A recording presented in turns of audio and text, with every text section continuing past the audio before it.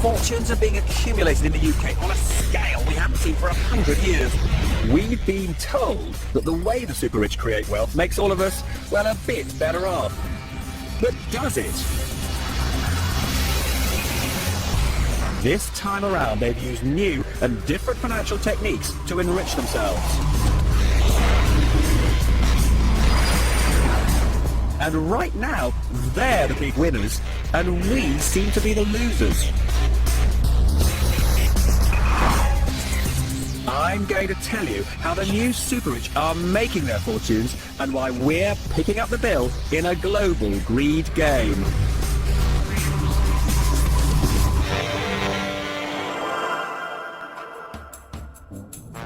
In the past few years, the City of London, financial services, have contributed a third of all our economic growth.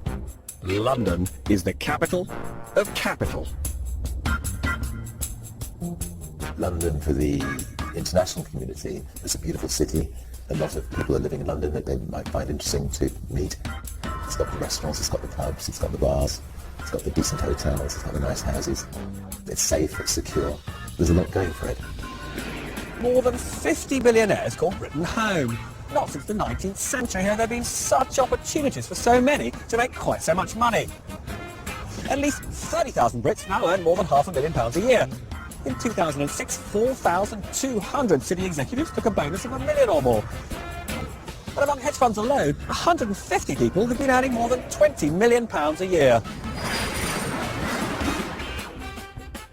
The only other period we have seen similar accumulation was during the Industrial Revolution in the Victorian age, when the whole raft of Victorian industrialists made massive fortunes very quickly. But even that was over a period of 40 or 50 years.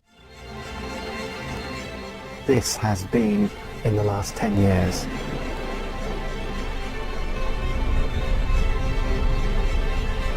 When you're coming here with several £billion, you travel around in armoured limos guarded by people who look after you. The idea of the congestion charge is wonderful to you because it clears the roads of the riffraff. You can get out to a private airfield quickly to get on your jet to go and see far-flung operations as part of your empire. And they've created ghettos of fabulously expensive property. This house in North London recently sold for £50 million. The new owner will be spending probably another up to £30 million creating what will probably be the most desirable house in the world. And just outside London is this brand new 26-bedroom mansion.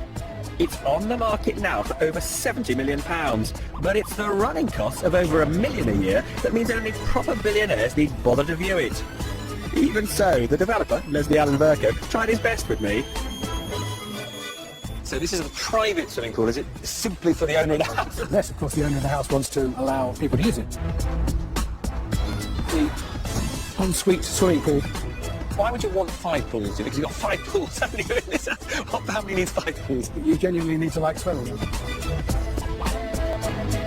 This bathroom area is about 800 square feet. Putting it into perspective, is about the size of the average 2-bedroom flat in London. That's just your towels, that room, is it? I feel rather disappointed I haven't got one of those. Size of a decent sized kitchen for me. Dueling costumes called cats. That's very good, very nice. Definitely gonna have to have one of these in my home.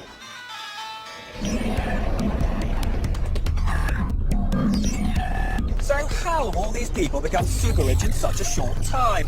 Unlike the past, it's not been about finding new resources or exploiting new technology. The answer lies in how they've conjured with money itself. And they were helped to become wealthy beyond anyone's wildest dreams by a sharp fall in the cost of money for them and all of us, engineered by the US Federal Reserve. It sets interest rates for America and, in a way, for the world. A clear September day. The American economy was already faltering after the bursting of the dot-com bubble, and then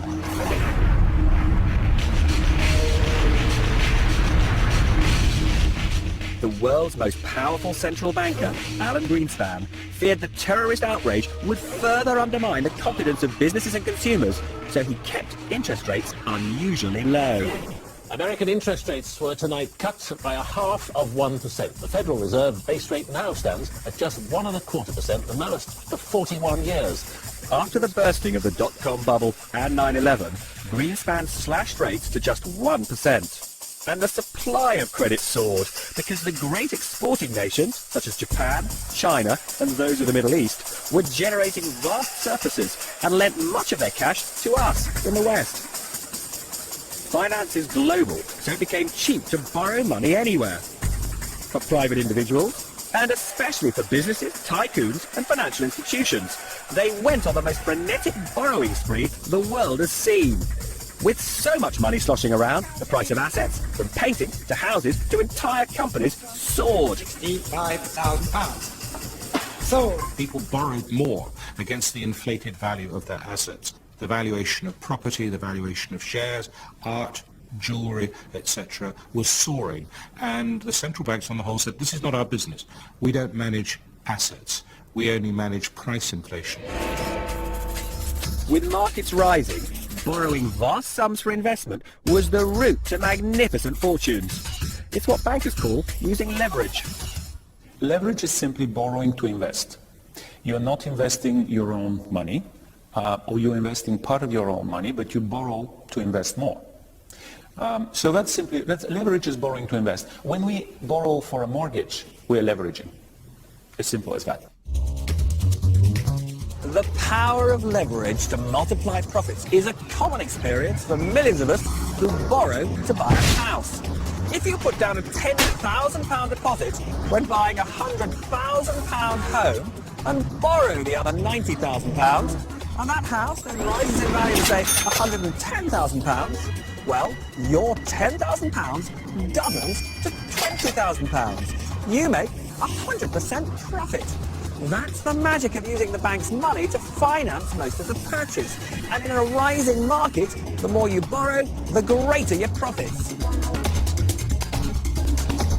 The level of debt that became available for deals became very, very high.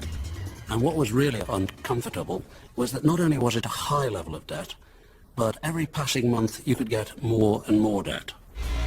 With debt so cheap, deal makers were borrowing mind-boggling amounts to invest in financial markets, in property, and in commodities, or to buy entire companies. Banks were willing to lend in multiples that they'd never known before. The past 5-6 years have been unprecedented in terms of cheap debt, quite frankly. And have we benefited from that? Absolutely. You know, I would rather be lucky than clever every time. So we'll take every bit of luck that's going our way. And for Tom Hunter, Britain was a pretty good place to be, because since 1997, Labour has tried to make the United Kingdom a land fit for the new super-rich. Well, I think, first of all, you've got to thank your lucky stars if you are an economy which has the vibrant and successful industries to a disproportionate degree, because that is generating wealth that you can do something with. So it's better to have the wealth generated that you can do something with than not have the wealth generated at all. There was a time, however, when our Prime Minister was explicitly hostile to the idea that tax rules should favour the super-rich. Chancellor and the Labour Treasury will not permit tax relief to millionaires in offshore havens. We will end a situation where millionaires can pay no tax. But in government, Gordon Brown changed his mind. Labour feared that the super-rich would flee Britain if they had to pay the same rate of tax as the rest of us. And if enabling them to stay meant a widening in the gap between the super-rich and the rest of us, well, Gordon Brown believed that was a price worth paying for the benefits that might accrue.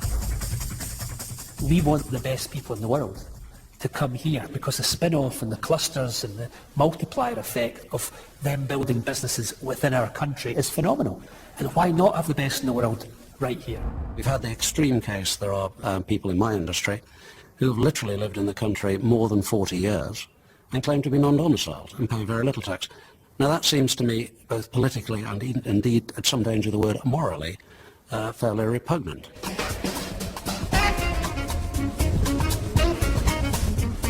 Even some of the super-rich began to question whether it's fair that they should be taxed at lower rates than their servants. There's lots of things about my industry I don't like, quite frankly. But I think that broadly speaking, and I'm speaking personally now, not for my industry, the concept that hedge fund managers pay a lower tax rate on earned income than, maids that clean their office, I think is just palpably absurd. By the start of the 21st century, these two factors, the power of leverage and low taxes for enterprise, gave birth to a new set of business superpowers. Among them are the private equity firms who borrow huge sums of money to buy whole companies. Private equity has demonstrated that if you go into situations in the company sector with clarity of purpose, strong drive, determination, a readiness to pay people incentives to do the difficult things, you can make big returns. And again, you make big returns, particularly when there's lots of cheap money around the place. And the fact that their success was over-amplified and magnified by the macroeconomic environment they were operating in, which made them very lucky, and I suspect made some of the rest of us rather jealous. Some of Britain's best-known businesses have been taken over and sold on by private equity for billions in profits. They include the AA, Saga, Homebase and Travelodge. The technique used by private equity of buying companies with borrowed money is also employed by Philip Green. He owns much of the British High Street. I think we probably own about 12. Dorothy Perkins, Topshop, Burton Wallace, Topman, VHS. That's a nice piece of real estate, isn't it? We actually own that. It's probably worth in excess of 200 million. Sir Philip and his family pocketed a £1.2 billion dividend in 2005, the equivalent of the pay of 54,000 British workers on average earnings. And there was no tax to pay on it here because it was received by his tax-exile wife, Lady Green. We had an extraordinary period of economic growth and confidence. This is the critical factor, sentiment. Confidence was very high. The masters of the universe seemed to be getting it right. They had been producing extraordinarily high profits, great returns from their private equity funds. It hasn't just been private equity making billions out of borrowed money. Hedge funds have become the largest dealers in shares and securities across the globe. They make their money by betting on price variations, however small, between what they can buy and how much they can sell for. And they too use borrowed money and leverage to generate spectacular profits. Private equity will take control of a company. Hedge funds will trade a company. It's a very different, they'll trade the shares of a company. So it is a very different beast. And how much do you have under management in total? We've got about $10 billion. Hedge funds are enormously powerful now in the financial system.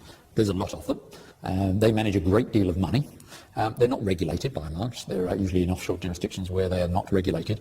I would say that the top 3 trading institutions in the US Treasury market, which is the largest securities market in the world, are in fact hedge funds. They're not banks.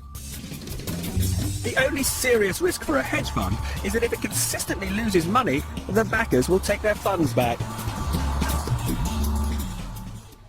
You can lose money. You're allowed to make a mistake once, but if it's a bad one, you're gone. I mean, it's a very fragile. I mean, there is high return in that industry, yes, but you could also very quickly lose the appetite for risk that clients have in you or the interest of clients.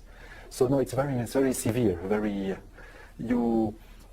Nothing is taken for granted because you are the ultimate risk taker. And you here manage how much money now? Now we have around $4.2 billion. Using funds from wealthy investors and huge amounts of borrowed cash, colossal fortunes have been accumulated by hedge fund managers. In 2006, an estimated 10 of them earned more than $500 million each, and 5 are thought to have trousered more than $900 million in that single year. They included George Soros, a consistent winner who famously made a killing when he sold the pound on a colossal scale and helped to force sterling out of the European exchange rate mechanism in 1992. The average person did not get much benefit from the boom, the super boom, in the last 20 years. It's really the people like me who have really earned enormous amounts of money. Every soul will know its name when they arrive at the pearly gate. The spirit of an age can be captured in its art. So perhaps this is the symbol of all that debt-fueled financial excess.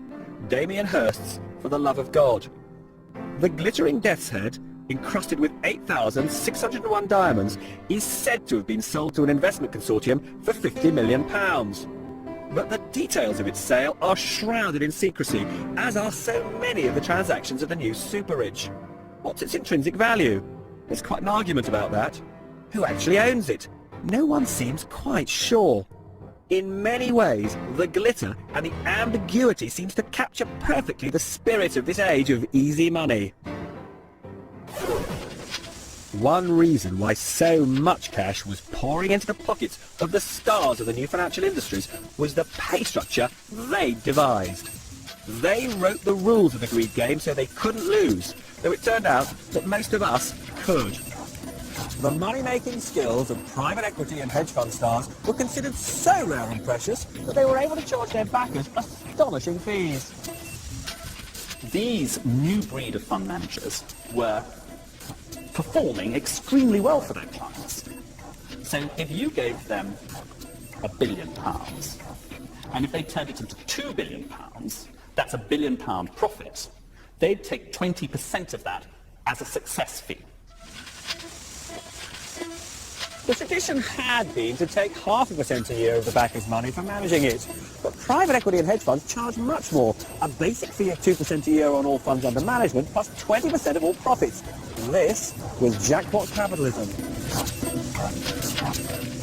So long as that remuneration structure persists, so it's an asymmetric bet, it's a one-way bet. If he makes a great deal of money, then he gets his 20% plus of it, and if he loses money, well, it wasn't his. And I think once you've got that, and that leads to earnings in some cases of literally hundreds of millions of dollars in the hands of individuals, they're unlikely to change. If you'd got a deal that you did for $1 billion, sold for $1.5 billion, made $500 million, you get a 20% carried interest on that, $100 million. You'd probably have taken 30 or 40 million out of it in fees.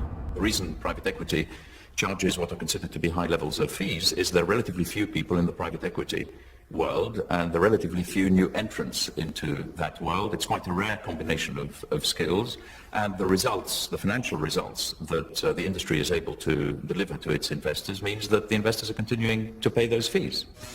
Not only were the rewards massive, but the bet was one way. Using borrowed money meant taking 20% of the gains, but leaving all the losses for the original investor. And what began to motivate many wasn't pretty. Do you think greed got the better of some people in that period? Well, I don't know that it was greed. I think it might have been enthusiasm. And I think in every cycle, it always works the same. People who are doing something keep doing more and more of it. They lose a little of their grounding in terms of the amount of risk that they're taking. Because the rewards on offer from hedge funds and private equity firms were so huge, the big banks saw much of their talent defect to them. So the banks too had to offer their more financially creative employees the opportunity to pocket around 20% of the gains. Individual bankers now have the opportunity to play the greed game with their organisation's money. It's particularly awe-inspiring when you get back to this central point that the main things which have driven people's ability to earn that remuneration, not every single case, but the majority of cases have been two things: a bull market and access to the bank's capital. It's not their own money they're risking.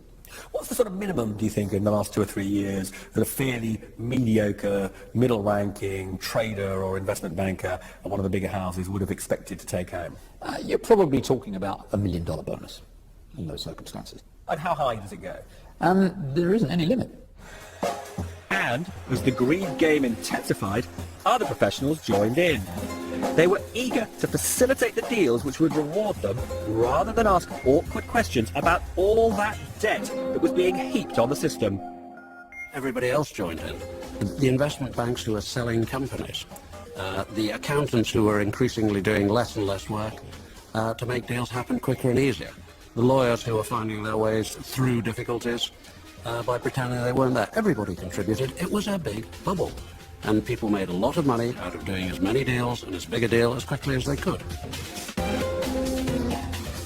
If you were a Wall Street investment banker making $3 million a year, you were on top of the world. You were the master of the universe. Suddenly, that banker making $3 million is looking at the hedge fund guy who he used to work with making $3 billion or maybe $1 billion a year. So it's created this big class warfare and envy between what I call the haves and the have-mores.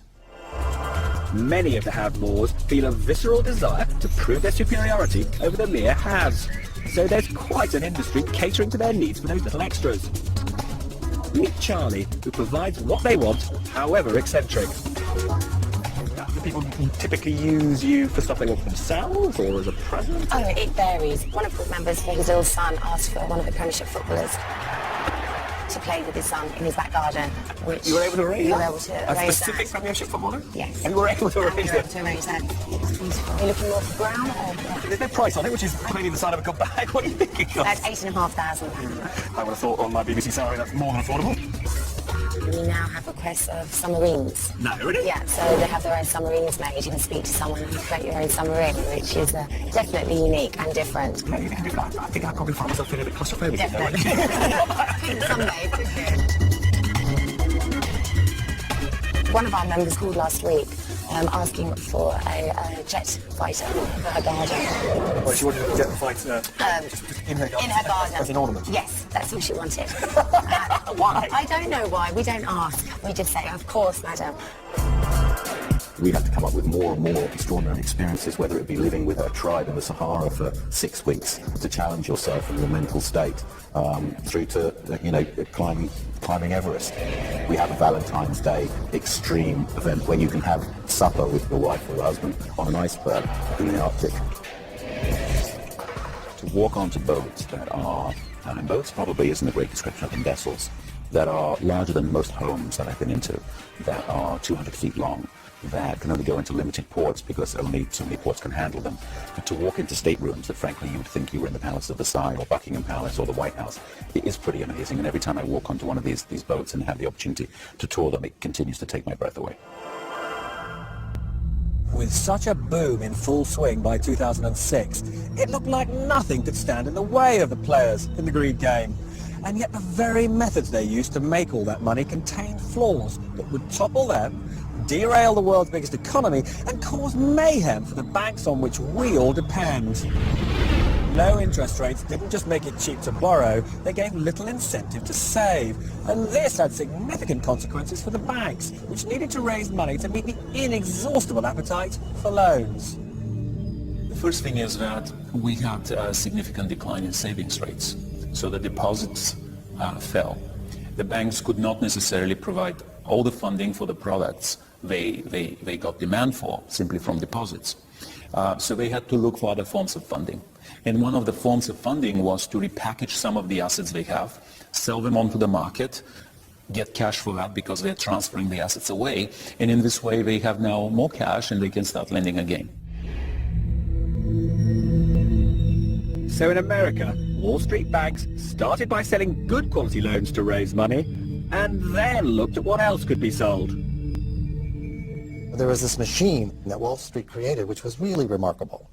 And they kept on pressing this technology to the point where they said, well, prime mortgages work.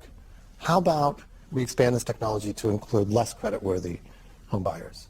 With no income verification, no bank statements, and no tax returns needed. And with this no documentation loan, Greenlight Financial Services gives you the choice. Individuals, often those with the worst of credit histories, were given the opportunity to borrow to own that cherished home. They were known as subprime borrowers, and there were truly frantic attempts to lend to them.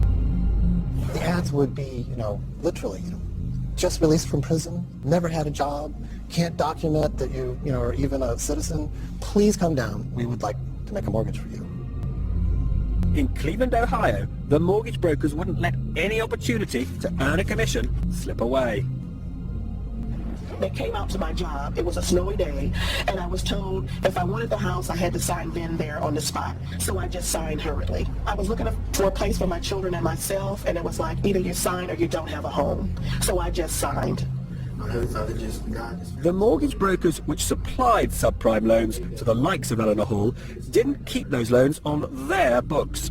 The capital for those loans came from banks on Wall Street, and after the loans had been made, they were sold by the banks at a profit to investors who might be thousands of miles away in Europe or Asia. The new model says I make the loan, I package it up, I sell it on to somebody else, it's gone as quickly as possible, and there is no ongoing or continuing involvement or relationship or responsibility on behalf of the lending bank. Every time a mortgage was given, the broker took a commission. Every time those mortgage loans were sold on by the banks that extended the credit, the banks booked a profit. And because the banks had sold the risk of that loan going bad to someone else, there was little proper incentive to impose proper checks that the borrowers really had the means to repay their debts. Subprime, you go from 4 times income to 8 times income. You go from checking the incomes to not checking the income, from doing proper valuations to using Google Earth and postcodes to value houses, which was done. So everything was driven far too far. Do you own a house? Are you looking for lower mortgage payments? Yeah, who can help me with that? Okay. There was a torrent of cash for subprime loans thanks to a banking breakthrough called structured finance, which turned risky loans into supposedly safe investments. This is how it works. Here are 3 risky subprime borrowers. And over here are 3 investors who buy investments created from their mortgages. One investor loves risk, one likes a bit of risk, and another hates taking risks and wouldn't normally lend to a subprime borrower. Now here's the great innovation known as structured finance, which persuades the low-risk investor who controls billions to lend to our subprime borrowers. I'm a clever banker, well, let's pretend, and I'll mix these 3 mortgage loans together and create 3 new investment opportunities. To Mr. No Risk, the pension fund manager, I promise that he'll get first dibs on whatever cash is received from these 3 borrowers. And because he's getting first dibs on the cash, he thinks the money he's investing or lending is as safe as can be. To Mr. Medium Risk, the investment banker, I promise that he'll get the second bite. And the lover of risk, who runs a hedge fund, she'll get whatever's left over. In the unlikely event all my borrowers pay on time, the 3 investors all do very nicely. If one borrower gets into difficulties, well, we sort of assume that would happen, and my investors are still pretty happy. But if none of them pay, then they're all facing losses and are pretty upset, especially Mr. No Risk.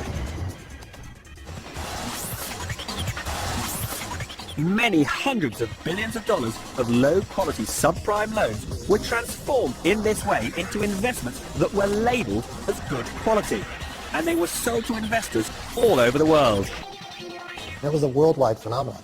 This risk really was taken out of Boston, out of Massachusetts, and really spread, almost atomized like a fine mist around the world. And what was the motivation for selling quite so much debt? Basically greed, quite frankly. But by repackaging them into these more exotic vehicles, we could then yet again front-load the fees. And I can't stress how important it is. The self-interest being moved forward in this process. The market was booming. So if you go back to 2006, you'd probably be talking 1.7, 1.8 trillion of market volume. Not only my bank, but many banks. I'm talking about the overall market. That's a significant amount. So everything is positive, bullish, there's fire going on. So the overall market gets into a frenzy. Most of the world's big banks, from Citigroup and Merrill Lynch in the US to our own Royal Bank of Scotland and Barclays, were stampeding to make profits by turning risky subprime loans into supposedly high-quality investments. A situation where a guy who's organising bank debt could take home a bonus quite literally 40 times his salary does bias behaviour. The guys wanted to do deals. Everybody has to get on board or they'll be left behind. They couldn't refuse to play because if they did, they wouldn't have been bankers. The banks would have lost clients and so on. The markets can't help.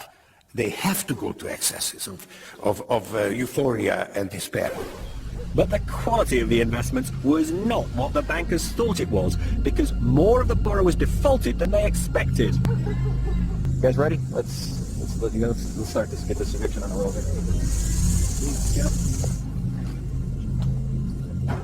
Sheriff's office.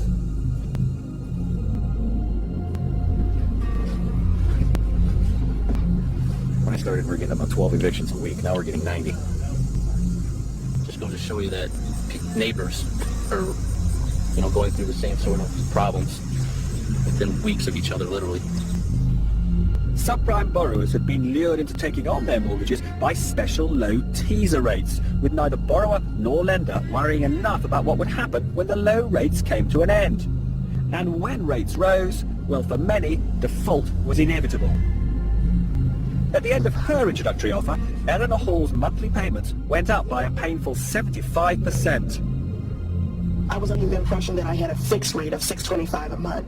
I had no idea that I had a variable rate that would escalate every 3 to 6 months. So my mortgage went from $625 a month to $1,098 a month. You could borrow 100% of the debt without any questions asked, and with a teaser rate that really got you sucked in. The very word teaser rate gives the game away.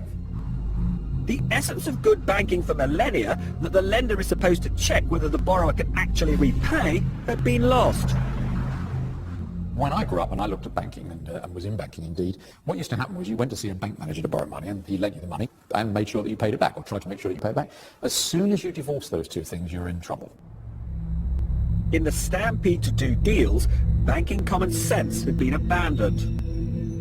But for years the danger was ignored, because all those dodgy loans had been converted into investments that had a AAA rating, which in the past had always meant that they were ultra safe. When something is rated in the financial community AAA, the assumption of everyone is that it just can't go wrong.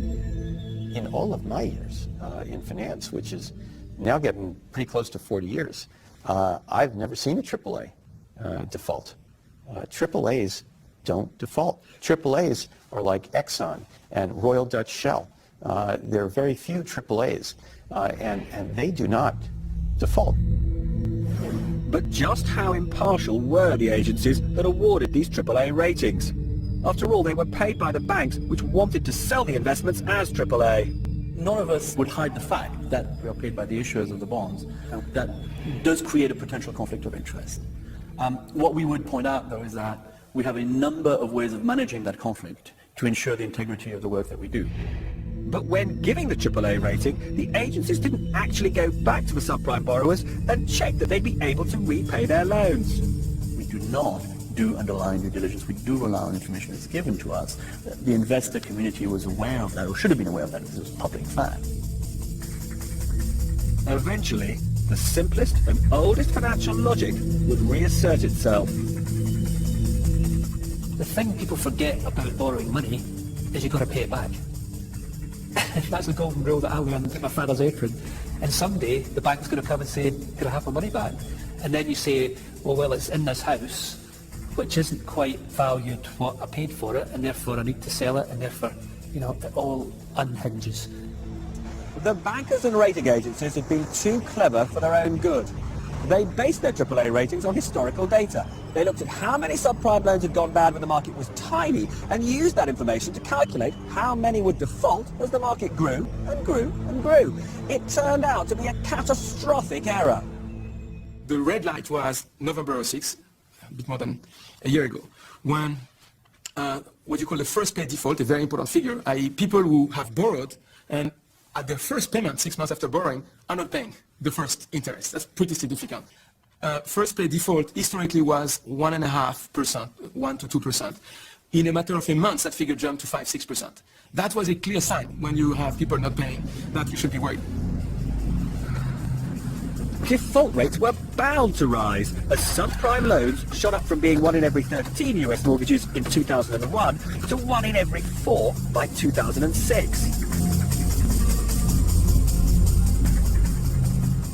I received this notice the beginning of September. It was plastered to my door. It was bad enough, it broke me down, but I had to do everything to keep my children in control because I really didn't want them to know what was actually being done. Eleanor Hall, like thousands of others, can't pay and has been made homeless. I don't ever see myself owning another home. I just don't see it. I don't trust. I'm always looking over my shoulder. People I thought had my best interest, they was only out for $1. Here's what really shocked the bankers. Subprime loans were going bad faster than any other kind of loan, in a wholly unprecedented way. In the past decades, it was always the case that the general population would default on everything else in order to keep their house afloat. Credit cards, they default on the loan to buy their fridge, they default on their car loans. And then finally they would default on their mortgage. They're keeping their credit card current and they're defaulting on their mortgage first. This has never been seen before. When the scale of losses from subprime loans could no longer be ignored, the holders of all those AAA investments made out of subprime loans had a horrible awakening. In August 2007, a big French bank, BNP Paribas, sparked a global financial panic when it announced that it couldn't value its holdings of investments created from subprime loans. When BNP came out with that, this was a moment of saying, it's time to go home, children, the party's over now. Banks became reluctant to lend to each other because they weren't sure which of them were holding the subprime poison and whether they would ever get their money back. The multi-trillion-dollar money markets that underpin the global economy seized up. The speed at which it happened, the way in which financial institutions just withdrew from the market because they were worried, I think that was unprecedented, and it surprised politicians, it surprised regulators, and certainly surprised the banks. So once you're in that vicious circle, lack of confidence, bit of lack of trust, you don't know who's holding the problem, everybody then, like lemmings, run for cover. Once people got scared, they started being less happy to lend to each other. They started being less happy to work with each other. And again, that in itself led to all sorts of other activities, specifically securities going down in price. Was that fear rational? Is fear ever rational? I don't know, but is that fear rational? I'll give you a short answer, yes. The fact that people did not know the full exposure to the subprime area or to the SIV area or whatever, yes, of course, if you don't know something, being fearful is rational. Once the river of money stopped flowing, with banks and financial institutions loath to lend to each other, there was a very high-profile casualty in Britain. One of Britain's biggest mortgage lenders needs emergency support from the Bank of England. Northern Rock has problems raising money because of the crisis in the financial markets. Yeah, absolutely clear. There is no suggestion that this business is fundamentally bust, but merely running out of money in this way for a bank is extraordinarily serious. The company was very successful because it was taking a tremendous amount of risk. Northern Rock went to the brink of insolvency because its business was dependent on raising money by selling its mortgages to international investors. And when investors were burned by losses on subprime, they refused to buy any mortgages, Northern Rock's or anyone else's. They were actually possessed of enough capital to survive approximately a 1-week shutdown in the capital markets. That was all. Banks across the world, in Germany, France, Switzerland and the US, have lost tens of billions of dollars and have had to be bailed out by governments or by investors with deep pockets. The Swiss bank UBS says it suffered much bigger losses than anticipated because of its exposure to the subprime mortgage market in the United States. And today Barclays said it had written off £1.6 billion of risky investments related to US mortgages. The global credit crisis has deepened, with America's fifth largest investment bank asking for emergency funding. Bear Stearns, which has been hit by the US housing market slump, has been bailed out by another bank and the Federal Reserve.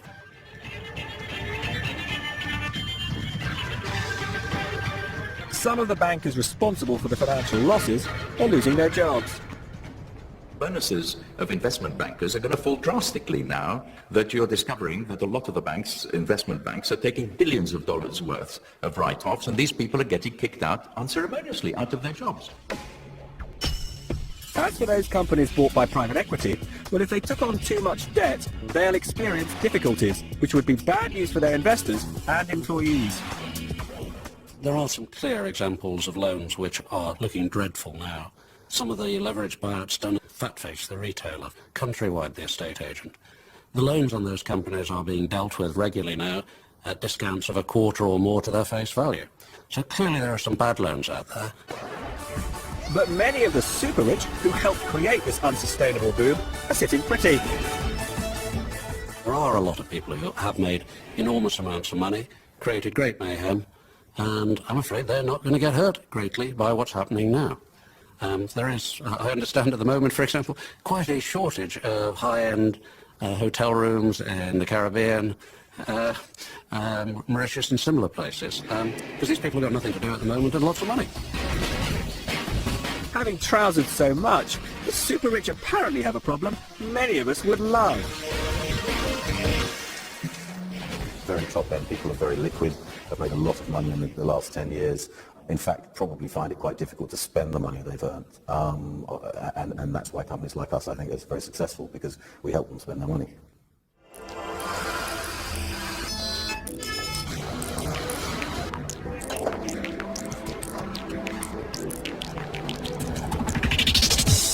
Frankly, for companies that are producing such limited quantities of these very exclusive products, they can't manufacture them quickly enough. There's a new Rolls-Royce, the Drophead Coupe, that was launched last year. If you were to walk into your Rolls-Royce dealer today, if you were lucky, you would maybe get one in 2 years. They continue to indulge in their passions, and I don't see that changing anytime soon. And demand for the most expensive motoring experience on Earth doesn't seem to have evaporated.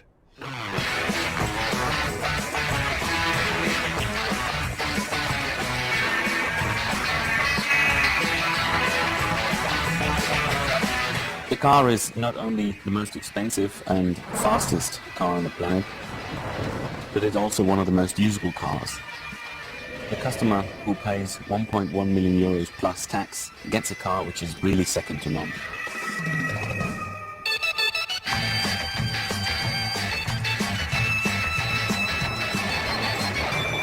The British have been the best European market, and they still are the best European market. They are only the second to the US. Our best dealership in the world, a single dealership in the world, is Jack Barclay in London. So for the super luxe industry, price cutting isn't on the agenda. A $1 million watch cannot be affected by no price. That's the extreme. The extreme is safe. At the 1 billion, there will always be demand for $1 million watch. That is for sure. And if you want to build a new watch brand and you want to go safe, start with 1 million. Your first price. Then you are safe.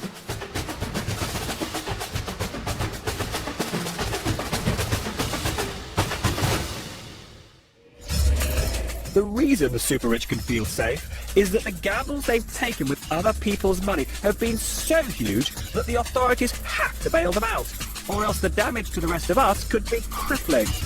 These people who operate in the financial markets, they're smart. They know that they are too big to fail.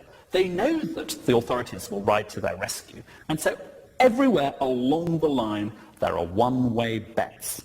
And this means that you are incentivized to take big risks. You're greedy. The bigger the risk you take, the bigger the profit for yourself. And if things go badly, oops, not our problem, your problem. You pick up the mess. It's a mess they've landed all of us in. The losses incurred by banks, hedge funds, insurers and other financial businesses, which could reach $3 trillion, have reduced their willingness to lend to any of us and badly damaged the global financial system. It's as though the mechanism for injecting fuel into the economy has broken down. And when that happens, we all suffer.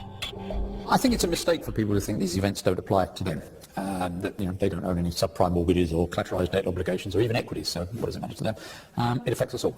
And the credit creation process is at the heart of everything in our economy, and without that you cannot get normal functioning. And I think the damage that's been done to that is large and it's persistent. So when you talk about the average home owner and worker in its impact on them, they probably will find that their mortgage costs more, whatever the absolute level of interest rates. If they're unlucky, they may find that their job's affected by this as well. I think there are some very severe real-world effects on people's ability to borrow.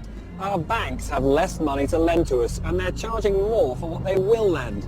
That's leading to falls in house and property prices, which makes us feel poorer. And it risks creating a vicious downward spiral as we spend less and the economy slows down. Just to translate that into what it means for ordinary people, if people are borrowing less, saving more, that'll translate into slow growth. Does it translate into a serious recession in your view? I don't expect a worldwide recession. I do expect a recession in the United States, the severity of which cannot be predicted.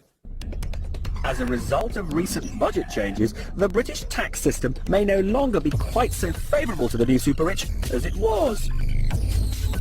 But what about the widening income and wealth gap between the super rich and the rest of us. It's more the way that wealth's accumulated. If wealth's accumulated out of people growing companies successfully, that's generally good. It's hard to come up with a real negative on that. If, on the other hand, it's some guy who's made all of his money out of making 2 or 3 huge financial bets, then the social implications are much wider, because those bets will go wrong as well as right, and when they go wrong, there'll be a lot of victims other than the guy. So there's a social and political issue there. So the guy who's made 100 million out of being the promoter of over-leveraged structures, that's a political issue. He's caused a lot of damage and he's got very rich.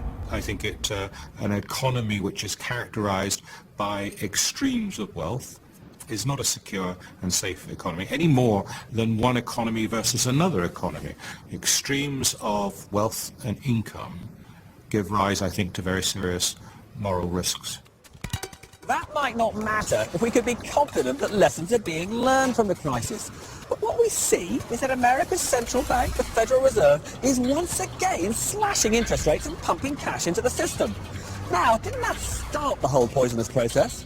You have a boom-bust process, similar to many that we have had in the last decades. But it's also the end of a super boom that has lasted since the end of the Second World War. From time to time, the markets don't correct themselves, you have a crisis. And then the authorities have to intervene and inject liquidity and bail out the failing institutions.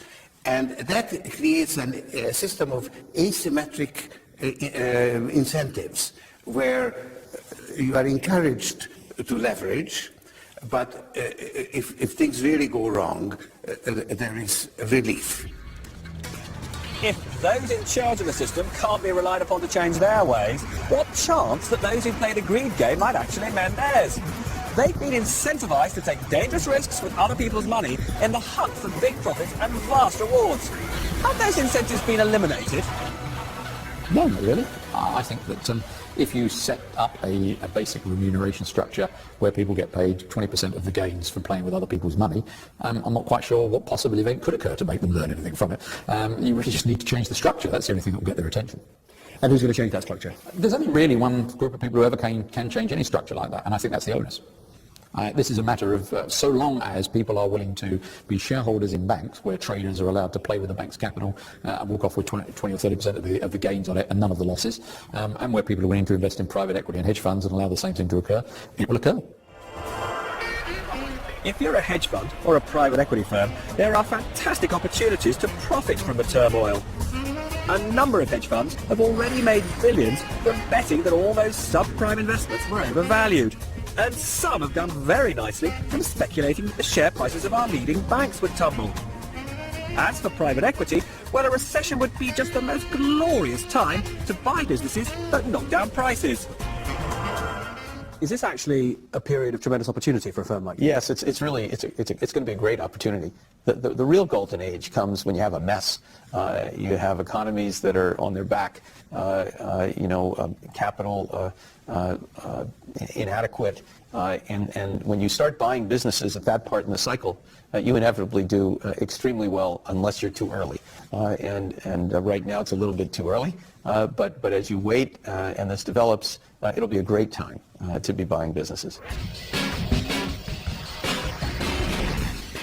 So there are still plenty of opportunities for the new super rich to increase their fortunes, even though the global financial system is in intensive care and our prosperity is threatened. With the greed game still being played, if we're not going to end up the losers again, the rules will need to be rewritten. Glorious time to buy businesses that knock down prices. Is this actually a period of tremendous opportunity for a firm like you? Yes, it's going to be a great opportunity. The real golden age comes when you have a mess. You have economies that are on their back, capital inadequate, and when you start buying businesses at that part in the cycle, you inevitably do extremely well unless you're too early. And right now it's a little bit too early, but as you wait and this develops, it'll be a great time to be buying businesses. So there are still plenty of opportunities for the new super rich to increase their fortunes, even though the global financial system is in intensive care and our prosperity is threatened. With the greed game still being played, if we're not going to end up the losers again, the rules will need to be rewritten.